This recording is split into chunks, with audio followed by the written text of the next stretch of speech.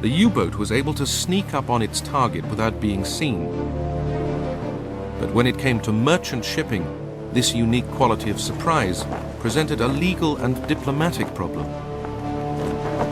Under international law, an attacking warship of any side was first required to stop a merchant ship, board it, and inspect its cargo. If the cargo was found to be assisting the enemy, the attacker was required to allow the merchant crew to leave their ship safely. Only then could they blow it up. Of course, stopping vessels and going through this rigmarole was inimical to the advantage that the submarine had in attacking merchant shipping. It was a sneaky weapon, a damned un-English weapon, it had been called by one British commentator. Frustrated U-boat commanders began to bend the rules, sinking merchant ships without warning, but claiming that their targets were carrying munitions, or even that it was the British doing the sinking, not them.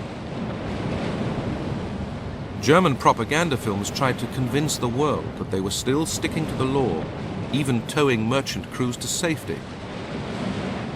Even more destruction was waiting on and under the Atlantic Ocean as Germany pressed its Unterseeboots, its submarines, into the battle.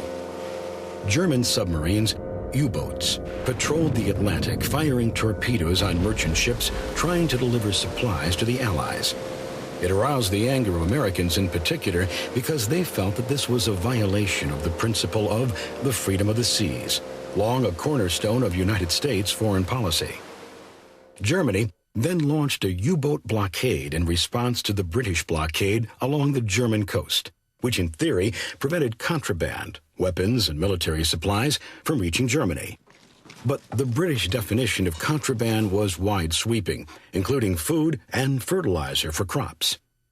750,000 Germans died of starvation during the British blockade.